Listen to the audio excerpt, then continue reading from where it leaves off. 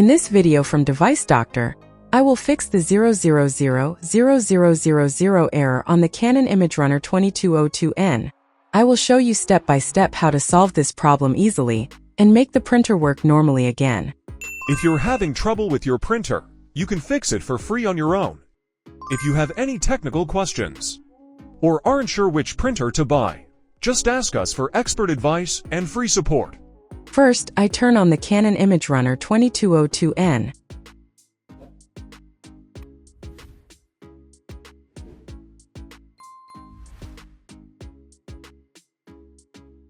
As you can see, the E000-0000 error appears on the screen.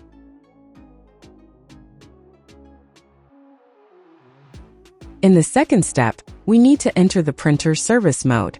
This is very simple. By pressing a few buttons in the correct order, you will enter service mode. Pay close attention to the buttons and fingers as I show you. Now select the first option, Copier, and press OK. Next, select the function option and press OK. Now open the clear option. Select error and press OK. Executing means the printer is processing. Wait a moment. Now turn the copier off and then on again. After this, you will see that the problem is fully resolved.